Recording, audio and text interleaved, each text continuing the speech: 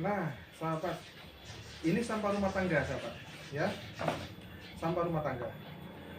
Untuk mengelola sampah rumah tangga ini, sahabat, yang harus kita lakukan pertama kali yaitu merubah mindset anggota keluarga. Sahabat.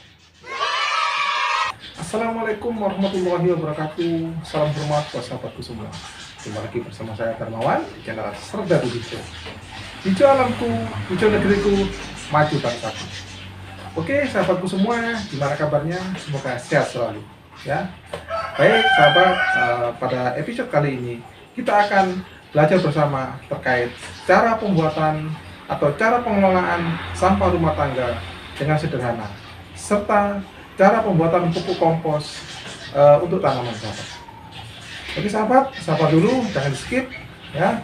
Kita akan pahami dulu mengapa kita harus mengelola sampah rumah tangga, sahabat. Oke, ikutin terus.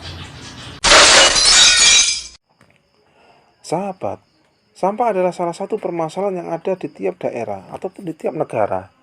Karena tiap individu atau tiap manusia pasti akan menghasilkan sampah.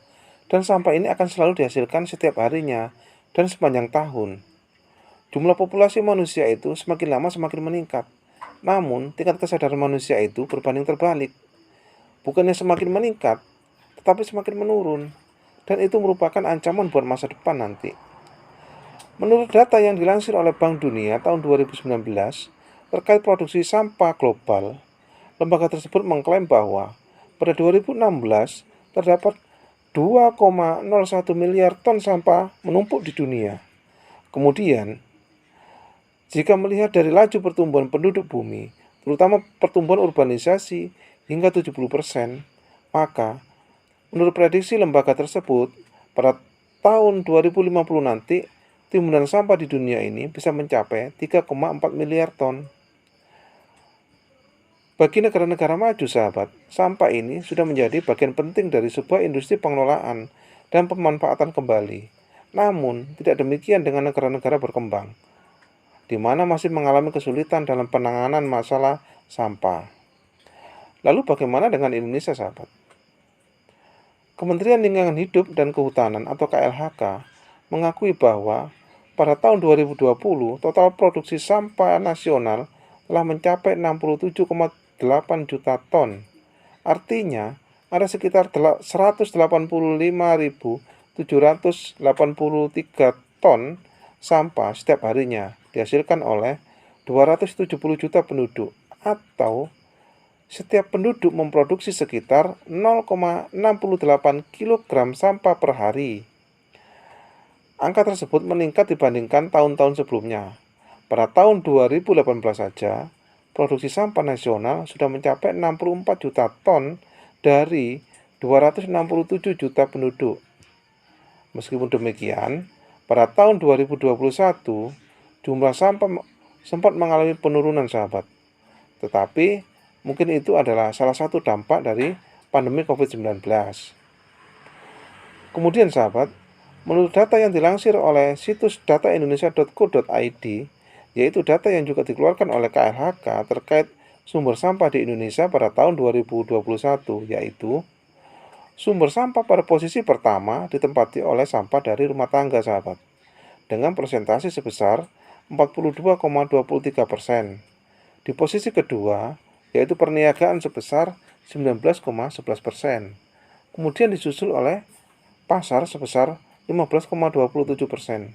Berikutnya adalah perkantoran 6,72%, fasilitas publik 6,71%, kawasan 6,42%, dan yang terakhir lainnya sebesar 3,55%, sahabat.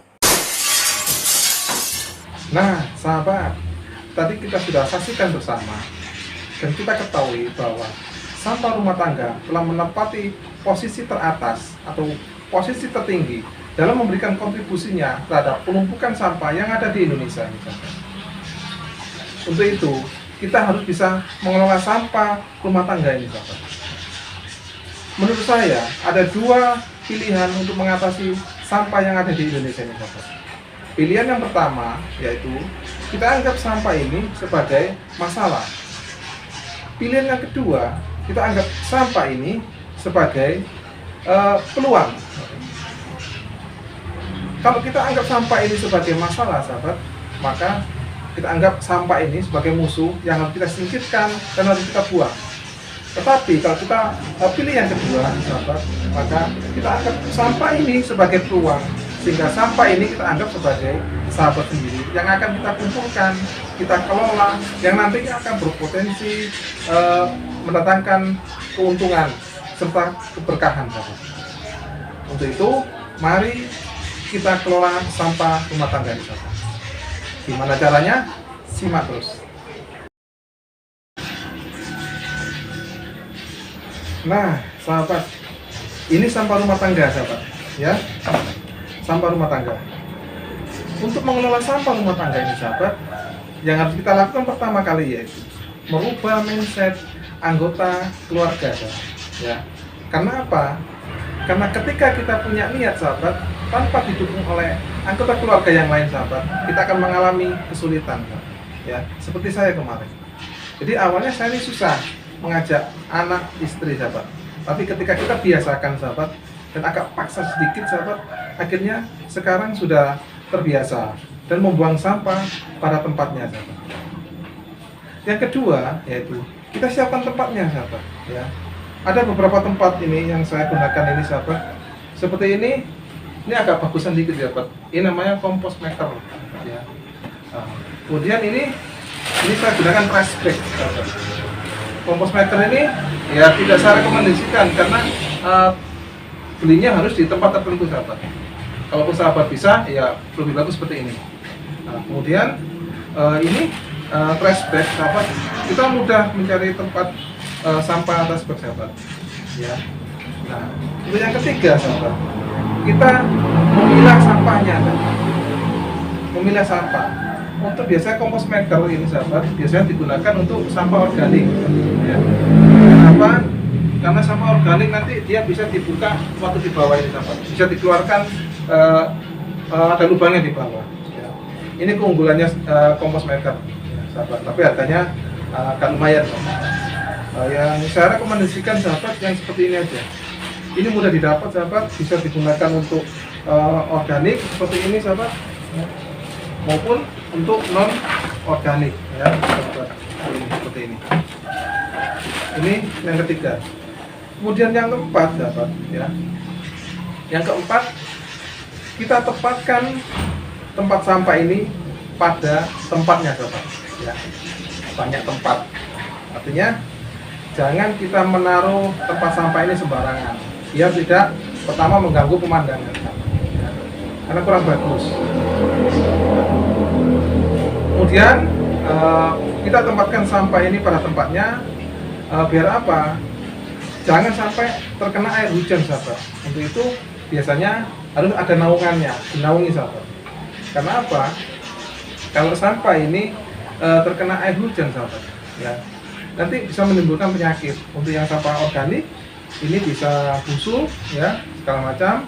Kemudian sampah yang non organik bisa ditempati atau menjadi sarang jentik nyamuk, sahabat, yang nantinya akan menjadikan penyakit, sahabat.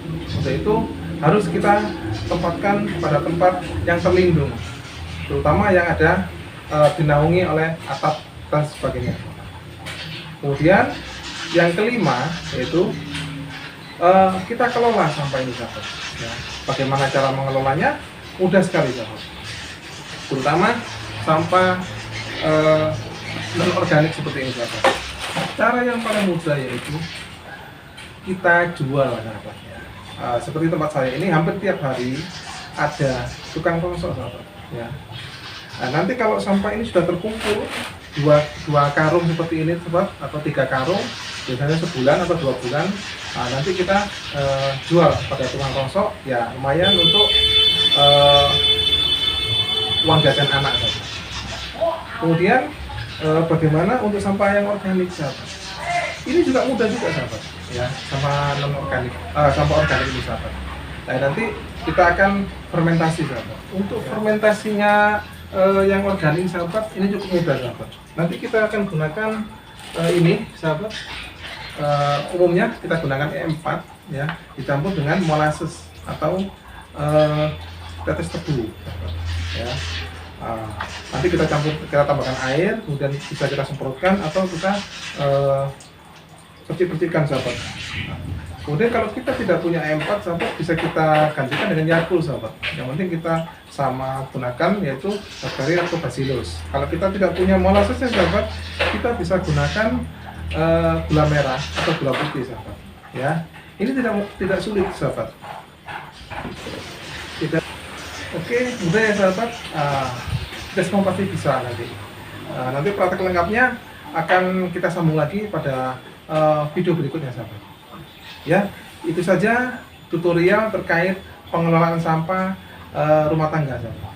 Ya, nanti kita akan sambung lagi pada video berikutnya terkait pembuatan pupuk kompos sahabat dari rumah tangga. Oke ya. Sahabat, sebelum ditutup saya berpesan kepada sahabat semua ya. Ini sampah rumah tangga sahabat cukup kita selesaikan sampai dengan rumah sendiri saja sahabat. Jangan kita geser ke tempat lain seperti TPA dan sebagainya sahabat. Karena di sana pun nanti akan menjadi masalah sahabat. Ya, untuk itu kita harus baik terhadap alam sahabat. Ketika kita baik terhadap alam, maka alam pun akan baik pada kita sahabat. Oke, terima kasih atas perhatiannya. Assalamualaikum warahmatullahi wabarakatuh. Salam lestari.